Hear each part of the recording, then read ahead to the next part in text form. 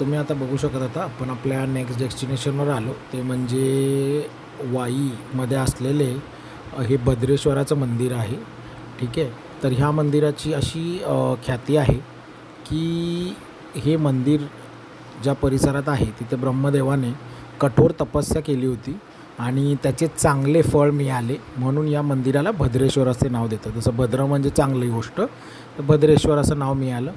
तर ह्या मंदिराबद्दल अजून एक अशी आख्यायिका आहे की आपल्या वनवासाच्या काळात जेव्हा पांडव अज्ञातवासाच्या एका वर्षाच्या काळात विराटनगरीत म्हणजेच वाईत, आत्ताची वाई पूर्वी विराटनगरी बोलायचे, आश्रयाला आले होते, तेव्हा येथील सोनजाई डोंगराच्या पायथ्याशी असलेल्या या वाई किंवा विराटनगरी खडकाळ भाग असल्यामुळे पाण्याचे दुर्भिक्ष होते. त्यावेळी भीमाने जमिनीत प्रहार केला आणि इथं पाणी लागलं व हा परिसर समृद्ध झाला. व्यासमुनींच्या स्कंदपुराणातील सह्याद्री खंडातील 11व्या अध्यायामध्ये कृष्णा नदीच्या काठावर असलेल्या येथील भद्रेश्वर मंदिराचा उल्लेख आहे. बघू शकता तुम्ही, सुंदर नदी आहे आणि ह्याचं बांधकाम पण एकदम जुनं आहे. ठीक आहे.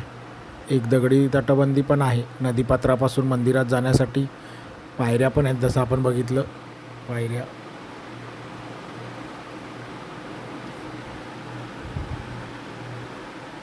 हे बघा, ह्याच त्या पायऱ्या, एक 25 ते 30 दगडी पायऱ्या आहेत आणि एक प्राचीन वृक्षाच्या पारामध्ये तुम्ही बघू शकता. इथून वर गेल्यानंतर एक बघा झाड आहे, समोर वृक्ष आहे आणि त्याच्या पारामध्ये 4 प्रकारचे मंदिर आहेत छोटे. त्यामध्ये देवदेवतांच्या मूर्ती आहेत. सुंदर आहे. दर्शन मंडप पण आहे, सभामंडप व गर्भगृह अशा प्रकारे हे मंदिर बांधलं आहे. हेमाडपंथी शैलीतील दगडी खांब हे तुम्ही बघू शकता. जे खांब आहेत ते एका वेगळ्या प्रकारे बांधले आहेत आणि बघू शकता तुम्ही ही छोटी छोटी जी 4 मंदिरं मी सांगितली या वृक्षाच्या जवळ ती आहे तिथे. खूपच जुनं आणि प्राचीन मंदिर आहे. हे बघा, नंदी पण आहे इथे, बघू शकता तुम्ही मंदिराच्या समोर. आणि ह्या मंदिराचं अजून एक वैशिष्ट्य असं मला कळलं गावकऱ्यांकडून की जेव्हा श्रावण महिना चालू असतो तेव्हा इथे खूप मोठ्या प्रमाणावर यात्रा असते आणि महाशिवरात्रीलासुद्धा इथे शेकडो भाविक एकत्र बसून शिवलीला अमृत ग्रंथाचे पारायण करत असतात. आणि श्रावणात पण इथे दर सोमवारी किंवा आय थिंक रोजच इथे महाप्रसाद असतो आणि खूपच जुनं मंदिर आहे. तुम्ही डेफिनेटली वाईला आला तर या मंदिराला भेट द्या. तर आता तुम्ही बघू शकता आपली नेक्स्ट डेस्टिनेशन म्हणजे वाईत असलेले हे श्री गोवर्धन संस्था. बघा, हा रस्ता वाईकडून येतो आणि इकडे महाबळेश्वरकडे जातो. त्या रस्त्याला लेफ्ट साईडलाच जाताना ही श्री गोवर्धन संस्था तुम्ही बघू शकता. आणि ह्या संस्थेबद्दल माहिती द्यायची तर ती अशी आहे की ही एक संस्था नाही, एक गोसेवेची जी आपली संस्कृती आहे ती यांनी जपली आहे किंवा एक विचारधारा आहे ती यांनी जपली आहे. 1905मध्ये ह्या संस्थेची स्थापना झाली. परमपूज्य गोजीवन श्री चौंडे महाराज यांनी वाई येथे याची स्थापना केली. आणि गोमातेचे केवळ धार्मिक नव्हे तर शास्त्रीयदृष्ट्या असलेले महत्त्व सर्व लोकांपर्यंत पोचावे हाच या संस्थेचा उद्देश आहे. आणि मला या संस्थेमध्ये आल्यानंतर जशी आतमध्ये एंट्री केली, कोणच नव्हतं आतमध्ये आणि खूपच सुंदर वातावरण, शांत, एकदम पॉझिटिव्ह वाईब्स आल्या. त्यानंतर दुसरी महत्त्वाची गोष्ट म्हणजे अशी की गोशाळेची कोनशिला जी आहे ती महात्मा गांधी यांच्या हस्ते झाली आहे.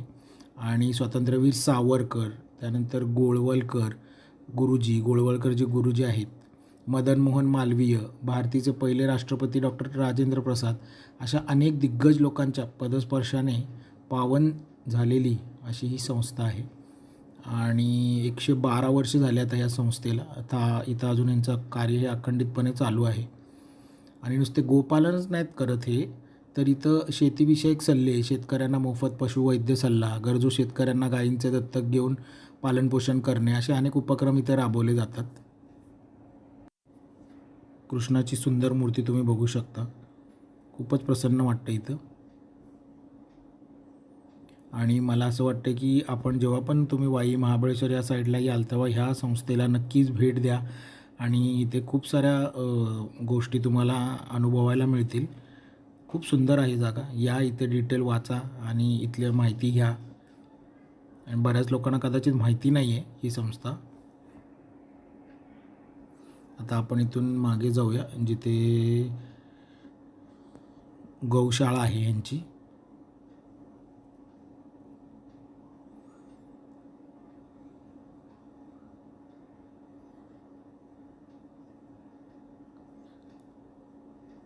हे बघा इथे सगळं डिटेल दिले आहे. दुभत्या गाई किती, गाभण गाई किती, सगळं त्यांनी डिटेल दिले आहे. आणि आपण आता आत जाऊया. ॲक्च्युली संध्याकाळची वेळ आहे त्यामुळे थोडंसं अंधार झाल्यामुळे कसं दिसतंय कॅमेरामध्ये थोडंसं बघू शकाल तुम्ही.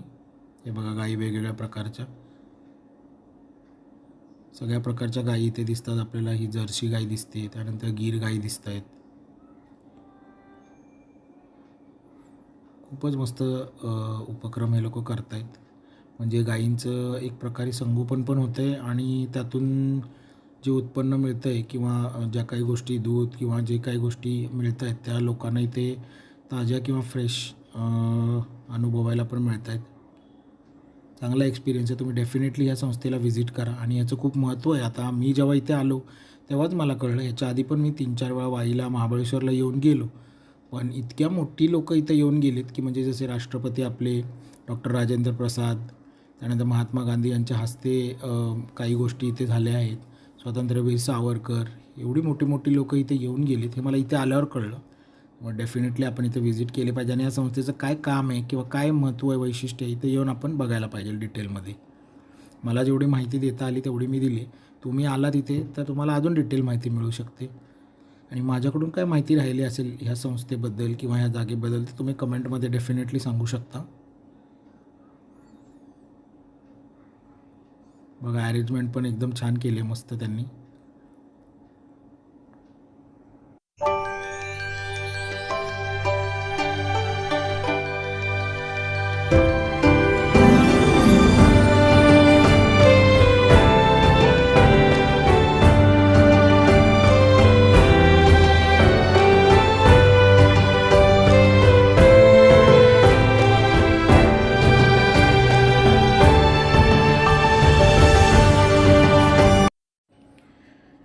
तर आता आपण पुढून आपल्या नेक्स्ट डेस्टिनेशनवर आलो. वाईवरून निघाल्यावर मुंबईच्या दिशेने येताना भुईंज हे गाव लागतं आणि आपला जो मुंबई पुणे किंवा मुंबई सातारा जो एक्सप्रेस वे आहे त्या एक्सप्रेस वेलाच म्हणजे मुंबईकडून जर तुम्ही साताऱ्याला येत असाल तर राईट साईडला आणि साताऱ्यावरून जर तुम्ही मुंबईला जात असेल तर तुमच्या लेफ्ट साईडलाच भुईंज हे गाव लागतं.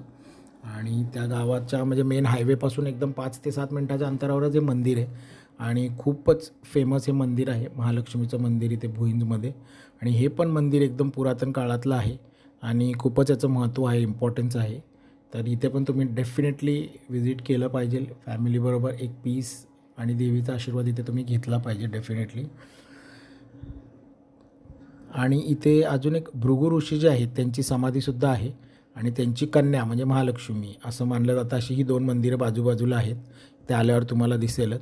आणि इथलं सगळ्यात मेन वैशिष्ट्य असं की नवरात्रोत्सवात इथे 10 दिवस जी यात्रा भरते मोठी आणि ती यात्रा सगळीकडे फेमस आहे साताऱ्यामध्ये.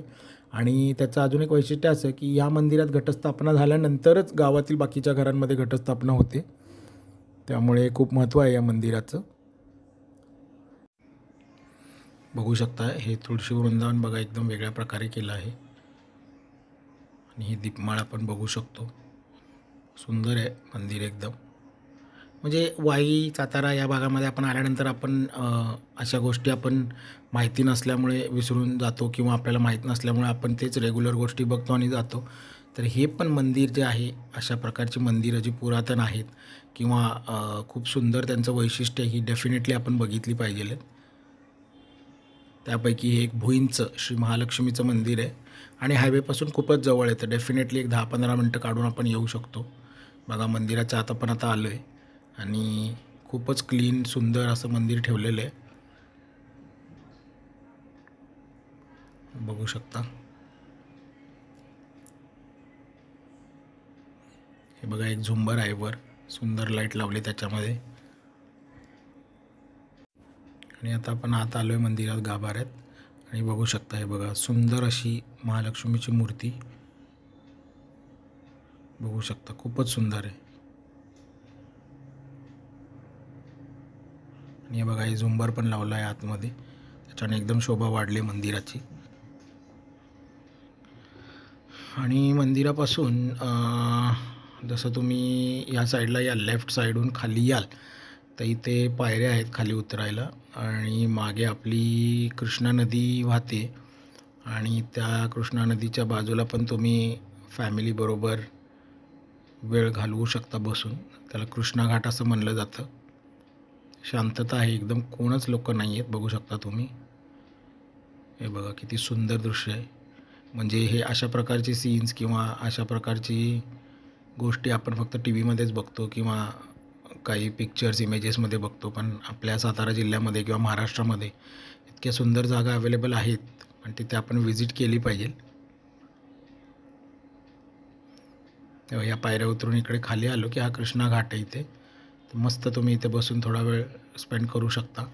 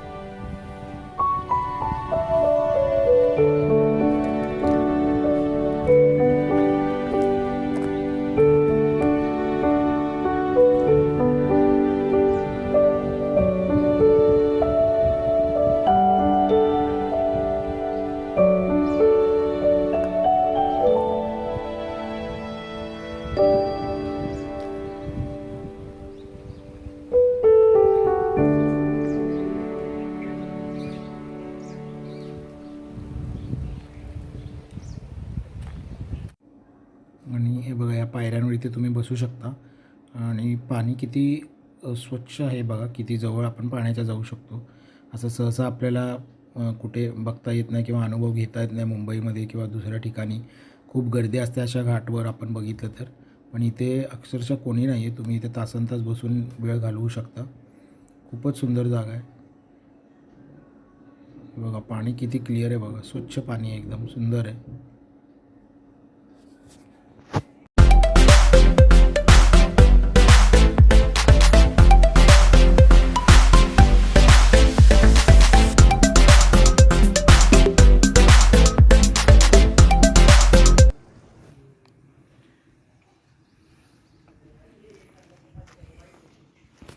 तर आता हे महालक्ष्मी देवस्थान आपण बघितलं.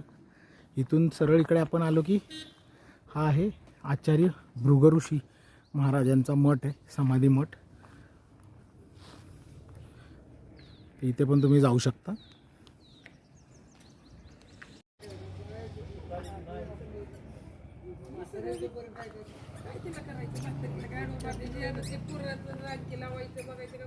छत्रपती संभाजी महाराज होते, त्यांच्या ज्या ताईसाहेब होत्या रानू अक्का, त्यांचं हे सासर आहे. आणि हा वाडा आहे जाधवांचा वाडा असं म्हणलं जातं. याला भुईंजमध्ये आहे. तर इथे पण तुम्ही डेफिनेटली येऊ शकता.